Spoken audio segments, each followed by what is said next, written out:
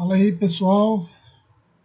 Voltando, trazendo uma dica aqui sobre a Lei 11.091, o plano de cargos técnicos administrativos em educação. Obviamente, essas dicas vão atender não só quem vai fazer para rural, mas para todos os concursos relacionados às universidades federais, o FRJ, o Unirio, tá?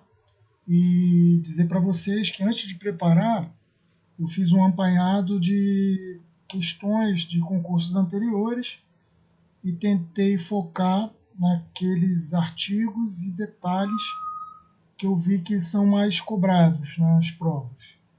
Tá? Então, assim, de forma bem objetiva e direta, vou tentar aqui repassar um pouquinho para vocês, não só da lei, também um pouquinho da minha experiência. Vou botar aqui alguns exemplos do que ocorreu comigo nos 2 anos que eu trabalhei lá na Rural. E sem mais delongas, vamos dar início aqui a essa apresentação. Então, eu deixei PCC-TAI, que é a Lei 11.091. Então, é a Lei 11.091 de 12 de janeiro de 2005. Obviamente, tem algumas alterações posteriores que eu vou trazer aqui para vocês.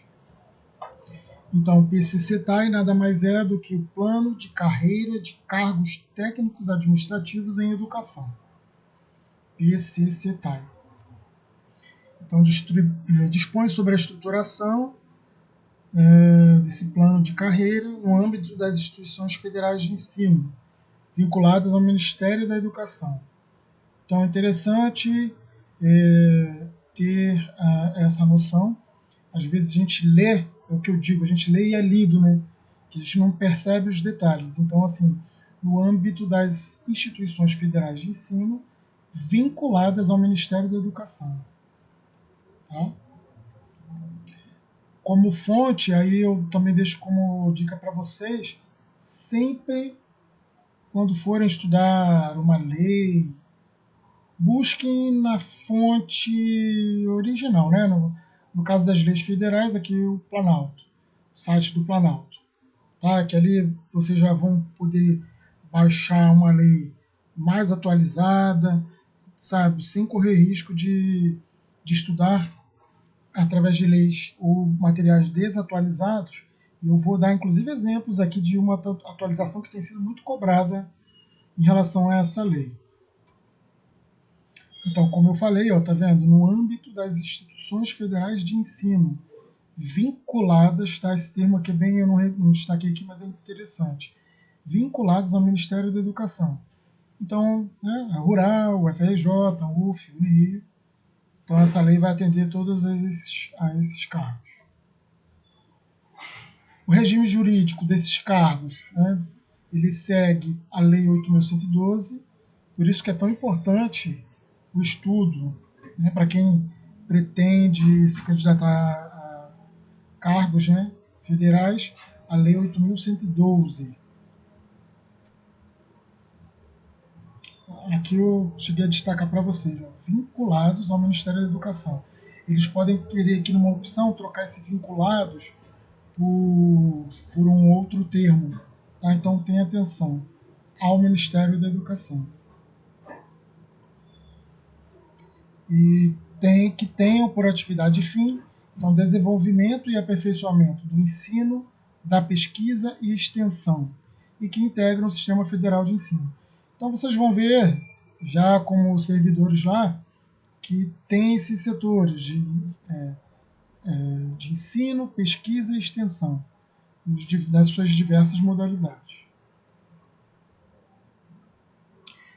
O artigo 3º traz ele elenca alguns princípios e diretrizes que também é bastante cobrado em prova, tá, pessoal? Então aqui eu vou ter o cuidado de passar cada um deles e que merecem bastante atenção de vocês. Então, primeiro, a natureza do processo educativo, função social e objetivos do Sistema Federal de Ensino. Dinâmica dos processos de pesquisa, ensino, extensão e administração. Lá no caso da Rural vocês vão ver que lá no caso até tem um prédio principal que está toda a parte da administração e em demais prédios lá vai ter os correlatos à pesquisa, ensino, extensão e as competências específicas decorrentes. Assim, eu vou falando algumas coisas que eu vi lá, mas vocês precisam ter atenção ao que está escrito, né, estritamente escrito aqui, tá? Quando a lei elenca esses princípios e diretrizes. A qualidade do processo de trabalho. O 4. Reconhecimento do saber não instituído, resultante da atuação profissional na dinâmica do ensino, da pesquisa e da extensão. Sempre vai repetir muito, né? Porque é o foco das universidades. Vinculação ao planejamento estratégico e ao desenvolvimento organizacional das instituições. Atenção aqui, planejamento estratégico. Nós bem sabemos que lá, estudando administração pública em geral, temos 3 tipos de planejamento: estratégico, tático, operacional. Então vejam, estratégico, é macro, é bem acima, né? É bem macro. Então tenha atenção que eles podem fazer uma pegadinha trocando isso aqui por planejamento operacional, tático, enfim. Investidura em cada cargo, condicionada à aprovação em concurso público. Então, algumas coisas vocês vão perceber que é bem dedutível, tá? Mas assim, precisam ler para saber reconhecer, né, esses detalhes. Então leiam, releiam, escrevam. Desenvolvimento do servidor vinculado aos objetivos institucionais. Então vocês vão ver que assim, uma coisa que eu gostei muito lá na Rural, sempre tem um setor lá do RH que ele é focado nisso. Então eles fazem diversos cursos, não só ali dentro da universidade, também como em instituições fora da universidade, até fora do estado, sempre focado no desenvolvimento do servidor vinculado aos objetivos institucionais. A garantia de programas de capacitação que contemplem a formação específica e a geral, nesta incluída a educação formal. Então, específica, aquela mais diretamente ligada ao setor onde ele atua, e geral, né, como que atenda a universidade como um todo, né? Aqui, ó, vinculado aos objetivos institucionais. Então, vocês vão perceber diversos cursos e programas de capacitação lá internamente, isso é bem bacana, eu acho bem interessante. Inclusive, sem interferir, assim, tinha cursos que eu fazia lá dentro mesmo, em que eu trabalhava no período da manhã e à tarde eu ia lá, né, no período na parte do curso, ia lá, fazia o curso, depois voltava para minhas atividades, enfim. Eu acho bem interessante isso. Avaliação do desempenho funcional dos servidores como processo pedagógico, realizada mediante critérios objetivos decorrentes das metas institucionais, referenciada no caráter coletivo do trabalho e nas expectativas dos usuários. 10. Oportunidade de acesso às atividades de direção, assessoramento, chefia, coordenação e assistência, respeitadas as normas específicas. Então, assim, muitos dos colegas que entraram comigo tiveram a oportunidade de pegar, né, funções de direção, assessoramento, chefia, coordenação. Tá? Não é uma coisa impossível, não. Tá? Nem assim tão difícil quanto a gente pode parecer. Né?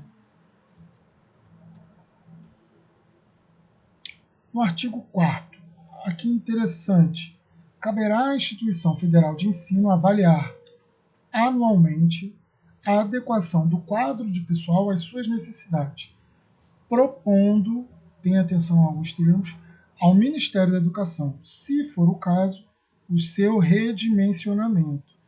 Tá? Então, eu vi algumas questões relacionadas a isso. Claro que isso obedece a alguns requisitos, que eu vou passar aqui para vocês. Então, dependendo das seguintes variáveis. Então, na proposta, quando for enviar essa proposta, ela vai ter que descrever, né, justificar ali uma demanda institucional, a proporção entre quantitativos da força de trabalho do plano de carreira e usuários atendidos, né, e usuários, as inovações tecnológicas, digamos, lá no período que eu lá estava, o sistema geral, tivemos algumas alterações nos sistemas lá. Então, em virtude disso, alguns servidores já abriram cursos de capacitação o que foi necessário. Então, assim, com a necessidade de atender às inovações tecnológicas, isso demanda uma preparação, né, dos servidores. Modernização dos processos de trabalho no âmbito da instituição. Então, na proposta, ela sempre tem, a instituição deverá justificar entendendo essas variáveis aqui. Então é bem interessante, já vi questões sobre isso. O artigo 5º fala que para todos os efeitos desta lei aplicam-se os seguintes conceitos. Então, esses conceitos vocês vão ver em diversas provas de concurso, são bem importantes.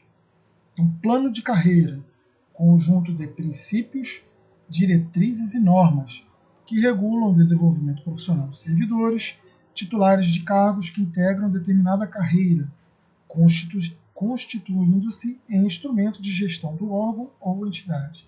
Então, plano de carreira, princípios de diretrizes e normas que vão regular o desenvolvimento profissional. Nível de classificação, conjunto de cargos de mesma hierarquia, classificados a partir do requisito de escolaridade, nível de responsabilidade, conhecimentos, habilidades específicas, formação especializada, experiência, risco e esforço físico para o desempenho de suas atribuições. Então, nível de classificação, mesma hierarquia, escolaridade. Então, ali atende ao mesmo nível. Padrão de vencimento é a posição do servidor na escala de vencimento da carreira, em função do nível de capacitação, cargo e nível de classificação. Eu vou explicitar isso aqui melhor, tá? Então, do que eu estou falando aqui, eu vou dar alguns exemplos para vocês perceberem e terem a noção do que é isso, para não ficar tão fosfórico, etéreo, assim. Vou dar exemplos para vocês. Cargo, conjunto de atribuições e responsabilidades, tá? Então, cargo, conjunto de atribuições e responsabilidades previstas na estrutura organizacional que são acometidas a um servidor. Nível de capacitação, posição do servidor na matriz hierárquica dos padrões de vencimento, em decorrência da capacitação profissional para o exercício das atividades do cargo ocupado, realizada após o seu ingresso. Então, não adianta, assim, esse nível de capacitação aqui eu vou explicar também para vocês um pouco mais à frente. Então, algumas qualificações que nós fazemos antes de entrar, elas são aceitas. Mas, para haver essa mudança aqui, passa a contar após o seu ingresso. Então, já vou explicar aqui e diferenciar para vocês. Ambiente organizacional é a área específica de atuação do servidor, integrada por atividades afins ou complementares, organizada a partir das necessidades institucionais e que orienta a política de desenvolvimento de pessoal. Então é onde ele vai atuar, né, basicamente. E usuários são pessoas ou coletividades internas ou externas. Então, temos usuários internos ou externos à instituição federal de ensino que usufruem direta ou indiretamente dos serviços por ela prestados. Então, usuários pode ser interno mesmo, tanto o servidor como o aluno, quanto o professor, né, aí de uma forma mais direta, quanto externas, que seriam que as populações que estão ali ao redor e que usufruem indiretamente dos serviços que são prestados. E vocês vão observar diversas programas e projetos assim que indiretamente atendem a comunidade ali que estão ao redor da universidade. Particularmente na rural, vocês vão ver muito isso. Tá? Tem os projetos bem interessantes relacionados a plantio, a feiras que ocorrem lá esporadicamente. É bem bacana. Agora eu vou começar a explicar um pouquinho melhor do que eu falei anteriormente. Tá? Aqui no artigo 6º, ele fala sobre que o plano de carreira está estruturado em 5 níveis de classificação. Então, quais sejam? A, B, C, D e E. Tá? Então, vocês vão ver em algumas questões, botam E, F, G, H. Não. Então, 5 níveis de classificação. A, B, C, D e E. O D, particularmente aqui eu destaquei porque é o cargo de assistente de administração, né? Nível médio. Vocês vão entrar no nível de classificação D, com 4 níveis de capacitação, que é 1, 2, 3, 4, cada um deles. Então, conforme anexo 1C desta lei. Então, está lá no anexo 1C. Se vocês quiserem ver de uma forma geral, eu botei aqui, mas a imagem não ficou tão boa. Eu botei só relativo ao D. Então, só para especificar, exemplificar, quando vocês forem aprovados, nomeados e entrarem em exercícios, vocês vão entrar no nível de classificação D e nível de capacitação 1, tá? Que é o que corresponde ao início ali da carreira. Então aqui, para explicitar melhor para vocês, então níveis de capacitação. Então aqui estamos no D, que é o nosso cargo. Então 1, 2, 3 e 4. E padrões de vencimento. Vejam que aqui no D ele já começa no P17, 18, 19 vai até o 30. Eu parei aqui, eu quero que vocês prestem atenção, quando eu entrei, o meu padrão de vencimento era esse aqui, correspondente ao D1, e a base do padrão do meu vencimento era 2.175,17. Depois vocês vão ver no espelho do meu contra-cheque que eu consegui encontrar de quando eu saí, eu fiquei lá cerca de 2 anos. Já estava 2.257,83. Então gravem esse valor aqui que eu vou mostrar lá no contra-cheque para vocês, vou comprovar. Tá? Então tem esses níveis de capacitação e padrões de vencimento que ao decorrer das progressões que eu vou dizer aqui à frente, vocês vão alterando esse padrão de vencimento. E serve de base para os outros incentivos, enfim. Então tenham sempre em mente isso aqui. E outra coisa, vocês não mudam. Entrou no D, no nível D, vocês vão permanecer a menos que vocês concluam o nível de escolaridade correspondente. Por exemplo, para mudar do D, vai para o E, que é o de nível superior. Então, para quem não possui, vai ter que fazer uma graduação específica lá, depender de abertura de um novo concurso, ser aprovado, nomeado e entrar em exercício. Aí sim há essa mudança do D. Tá? Então não há essa mudança do D para o E, não existe isso. Então aqui, no artigo 9º, o ingresso nos cargos do plano de carreira far-se-á no padrão inicial do primeiro nível de capacitação do respectivo nível de classificação. Foi o que eu falei. É o D1. Mediante concurso público de provas ou de provas e títulos, observadas a escolaridade e experiência estabelecidas no anexo 2 desta lei. Então, basicamente está dizendo o que eu comentei com vocês ali naquela tabela anterior. No artigo 10, o desenvolvimento do servidor na carreira dá-se-á exclusivamente, então não tem outra forma, só essa, exclusivamente. Tá? Tenham atenção a essas palavras, esses termos que eles podem trocar aqui por prioritariamente ou por um outro termo aí, tá? Então aqui é exclusivamente pela mudança de nível de capacitação e de padrão de vencimento, mediante, respectivamente. Então, respectivo primeiro por capacitação profissional ou por progressão por mérito profissional. Tá? Então, tenha atenção, por capacitação profissional ou progressão por mérito profissional. Aí, no artigo 1º, parágrafo 1º, ele fala sobre a progressão por capacitação profissional. É a mudança de nível de capacitação no mesmo cargo e nível de classificação, decorrente da obtenção pelo servidor de certificação em programa de capacitação compatível com o cargo ocupado, o ambiente organizacional e a carga horária mínima exigida. Eu já vou falar sobre essa carga horária mínima exigida. Respeitado o interstício de 18 meses. Tá? Então, essa aqui, progressão por capacitação profissional, interstício de 18 meses. Constante lá do anexo 3 dessa lei. Então, aqui, tabela para progressão por capacitação profissional. Então, nível de classificação, como eu disse, aqui não altera. Então, qual é o nosso? D. Tá? Então, especificamente aqui o D. Então, aqui, nível de classificação D, nível de capacitação 1, 2, 3 e 4.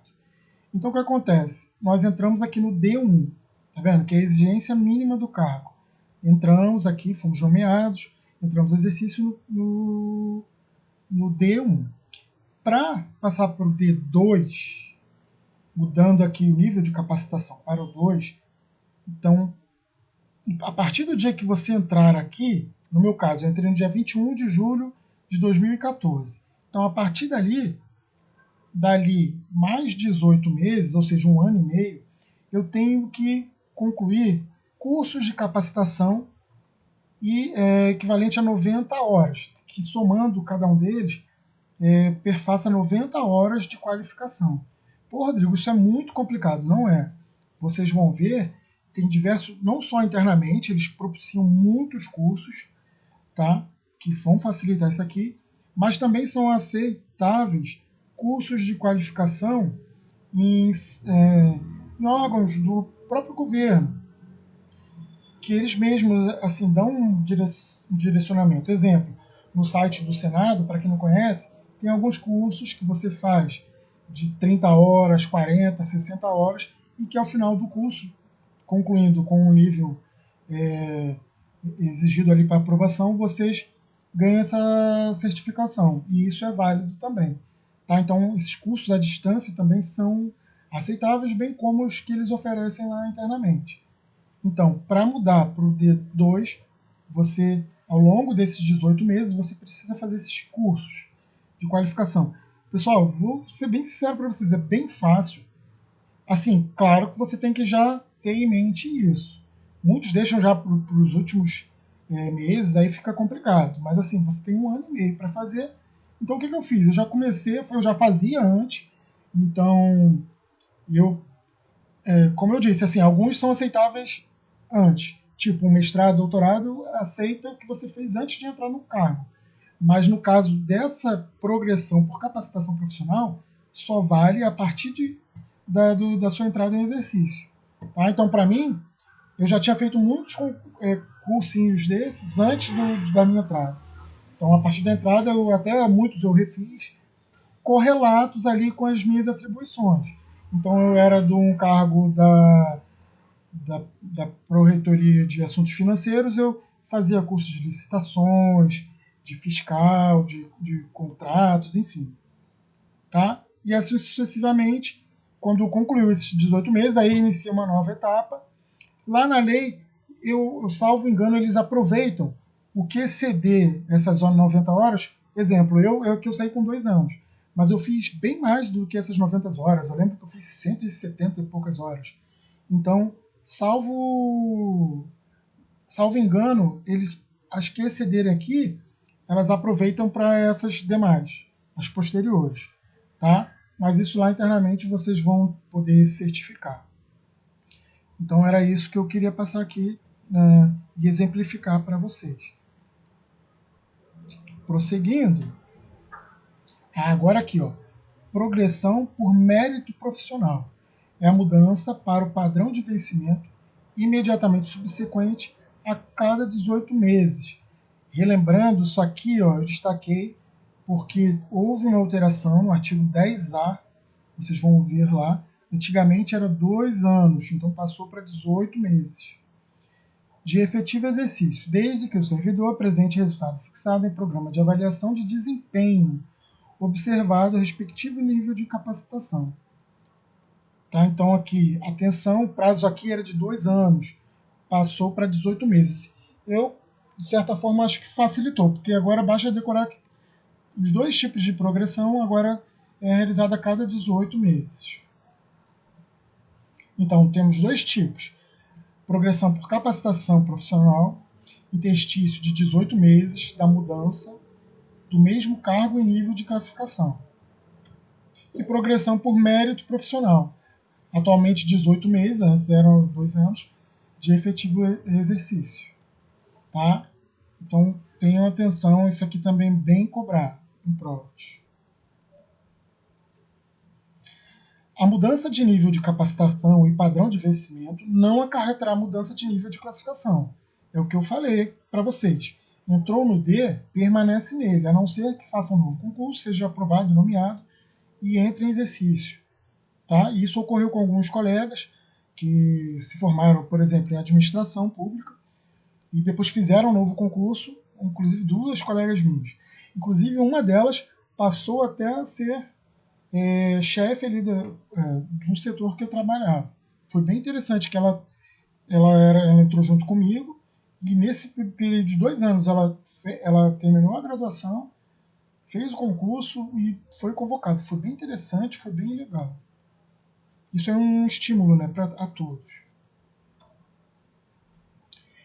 Aqui é interessante, que também no artigo 10, parágrafo 7º, a liberação do servidor para a realização de cursos de mestrado e doutorado está condicionada ao resultado favorável na avaliação de desempenho. Então lá vocês vão ser submetidos a avaliações de desempenho e para essa liberação depende de um resultado favorável nessa avaliação de desempenho. Lembrando que depois tem a avaliação de desempenho especial, que é aquela para aquisição da estabilidade, que é após 3 anos de exercício. Lá eu não passei porque eu saí com 2 anos. O artigo 11 fala sobre incentivo à qualificação, que por possuir educação formal superior ao exigido para o cargo de que é titular, na forma do regulamento. Então, exemplo, nós agora, quem for fazer esse concurso é de nível médio. Se você se graduou, depois que obtiver esse certificado, vocês vão receber incentivo à qualificação por isso. Tá? E pós-graduação, mestrado, doutorado. Tá? Então, isso é um incentivo à qualificação. Então, ele é concedido para o servidor que possui educação formal superior ao que é exigido para o seu cargo, de acordo com o regulamento. É calculado sobre o padrão de vencimento. Lembra que eu falei que eu entrei era 2.175, depois para 2.200 e pouco? Então, sobre aquele padrão de vencimento. E aqui tem uma diferença, que tem um quadro lá embaixo, né, no anexo da lei. Se tiver uma relação direta com o ambiente organizacional, o percentual é maior. Então tem essa questão lá, é uma tabela com 2 colunas. Vai avaliar se a graduação que você fez está relacionada diretamente à sua atribuição, o percentual é maior. Se for indiretamente, se não tiver correlação, a porcentagem era menor. No meu caso, a minha graduação não tinha relação direta, então a minha porcentagem era menor.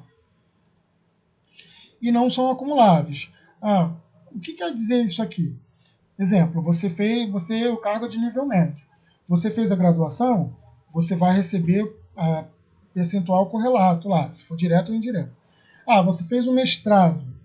Não vai acumular o percentual da graduação com do mestrado, vai valer a do maior. Então vai passar a valer a do mestrado. E assim sucessivamente. Então por isso que não é acumulado. E serão incorporados a aposentadoria e pensão quando vocês chegarem a esse estágio da aposentadoria. Aqui, basicamente, os artigos posteriores vão falar sobre o que eu já expliquei para vocês. Ó. terá por base percentual calculado sobre o padrão de vencimento percebido pelo servidor. A aquisição de título em área de conhecimento com relação direta ao ambiente organizacional, esse já é o maior percentual, então vocês vão ver que tem a quantificação para relações direta ou indireta, e tem que exceder a exigência de escolaridade mínima para o cargo no qual você se encontra, né? No cargo que você é titular. E, como eu disse, não são acumuláveis e serão incorporados aos respectivos proventos de aposentadoria e pensão. Obviamente, integrará os proventos de aposentadoria e as pensões quando os certificados dos cursos considerados para sua concessão tiverem sido obtidos no período em que o servidor estiver em atividade. Então não adianta, eu já me aposentei, aí depois que aposentei fiz uma graduação, vou lá no RH e falar, não pode, só vale enquanto o servidor estiver em atividade. Isso tem um sentido, né, pessoal? De que adianta ele se qualificou depois, para a instituição não vai ter muito. Claro, pessoalmente para a pessoa vai ser ótimo, mas para a instituição já não vai ter muito como usufruir daquela qualificação do servidor. Tá? Então, por isso que assim, e vocês vão ver muito isso. Diversos servidores lá que se qualificam, graduam, fazem pós, é bem interessante isso. Inclusive lá dentro mesmo. Aqui, no parágrafo 3º, fala sobre as áreas de conhecimento que podem ser direta ou indiretamente, atreladas ao que as atribuições do cargo. Aí aqui no artigo 13º, ele fala sobre, artigo 13, fala sobre a remuneração, que é composta pelo vencimento básico, acrescido dos incentivos previstos nesta lei e demais vantagens pecuniárias, também estabelecidas em lei. Tudo mediante lei. Né? Na administração pública, no serviço público, ele deve seguir o que está previsto em lei. Aqui para exemplificar, ficar mais fácil, eu consegui um comprovante de rendimentos meu, da época. Vamos ver, aqui, de fevereiro de 2016. Eu saí de lá em abril. Então, esse aqui foi o meu último. Tá? Então, aqui a sigla da unidade pagadora, regime jurídico estatutário, ativo permanente. Aqui era a unidade organizacional onde eu trabalhava, a PROAF, Pró-Reitoria de Assuntos Financeiros. Aqui o meu nome, a minha matrícula do CIAP, que vocês vão ter, identificação única. O meu cargo, assistente de administração. Aqui, classe D, aqui que eu falei que essa classe não muda, a não ser que você faça um novo concurso. E aqui são dados pessoais, de CPF, banco, conta, enfim, o meio de pagamento. Então, lembra que eu falei para vocês terem atenção? Então, quando eu saí, eu já tinha completado 2 anos lá, quase 2 anos. O meu vencimento básico, aqui, 2.257,83. Se vocês forem olhar lá naquele anexo de padrões de vencimento, vocês vão ver isso, que corresponde ao segundo ali. Tá? Então, aqui, 2.257,83. Aí todos fazem jus ao auxílio alimentação, que à época era R$ 458, eu não sei, acredito que ainda não tenha tido alteração. Eu fazia jus ao auxílio transporte, tá aqui o valor, R$ 613,45. Também lá tinha um programa de saúde suplementar, que era o quê? Eu não recebia a integral do plano de saúde que eu fazia jus, mas era suplementar, eles suplementavam, eles entravam com um percentual. Tá? E o meu incentivo à qualificação era de 15%, que correspondia a R$ 338,67. Aí depois vinha a parte de descontos, aqui auxílio transporte, porque aí vocês vão ver depois lá, vocês vão ser explicados sobre isso, do que você recebe tem um desconto de 6%, enfim.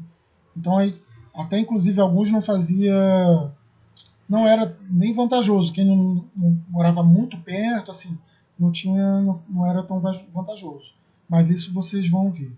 Então, assim, só a caráter de exemplificação, mostrei aqui para vocês o comprovante de rendimentos. a minha folha de fevereiro de 2016. Pode ter, obviamente, tido alterações. Obviamente, quem entrou comigo já não está mais nesse padrão de vencimento. Já passaram até pelo decorrer do tempo. Os artigos 15 ao 21, eles vão tratar do enquadramento dos cargos, prazos, né? E fala sobre a comissão de enquadramento, que ela é composta por servidores integrantes do plano de carreira da respectiva instituição, para análise das solicitações. Então, essa comissão de enquadramento, normalmente ela fica ali na área do RH, de pagamentos ali, e é a comissão que vai receber os seus certificados e vai tratar desse assunto. Das questões que eu vi, eu não vi muitas questões relacionadas aos detalhes que tem nesses artigos, mas sim em relação à comissão de enquadramento e a essa comissão aqui, que tem no artigo 22, ó, Comissão Nacional de Supervisão do Plano de Carreira, que ela sim é vinculada ao Ministério da Educação com a finalidade de acompanhar, assessorar e avaliar a implementação do plano de carreira. Aí dá alguns detalhes. Então vejam, tem duas comissões. Aquela comissão de enquadramento que ela é interna, composta por servidores da universidade, e essa comissão nacional. Dá para ter uma ideia, né, pessoal? A comissão nacional é uma coisa mais ampla. Então essa comissão aqui vai propor normas regulamentadoras, vai acompanhar a implementação e propor alterações no plano de carreira e avaliar anualmente as propostas de lotação das instituições federais de ensino. Né, que cada instituição federal ela tem umas lotações, dependendo dos cargos, então cabe a ela avaliar isso anualmente. Examinar os casos omissos, que sempre aparecem coisas novas, assim, que não estão ainda previstos, então essa comissão nacional cabe isso. E essa comissão nacional ela é composta paritariamente por representantes do Ministério da Educação, dos dirigentes das IFES e das entidades representativas da categoria. Tá? Então, como eu disse, essa comissão nacional ela é bem ampla, né? Uma macro, pensa em macro.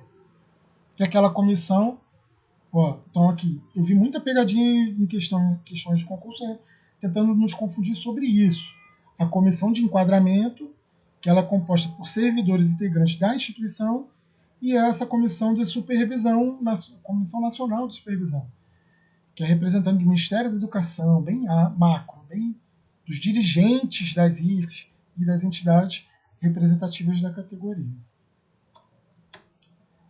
Pessoal, eram essas dicas que eu queria passar sobre essa lei. Eu tentei preparar esse material baseado nas questões que eu vi, tá? Então eu acredito que tenha abrangido de forma geral, assim, e vocês vão ver depois que fizerem questões que basicamente a maioria das questões dessa lei está aqui nessas dicas que eu passei para vocês. Eu vou deixar aqui para vocês comentarem livre, assim, tirarem dúvidas. Obviamente nem tudo eu sei, assim, tentei passar também um pouquinho da minha experiência. Então era isso que eu queria compartilhar com vocês. Forte abraço a todos e bons estudos.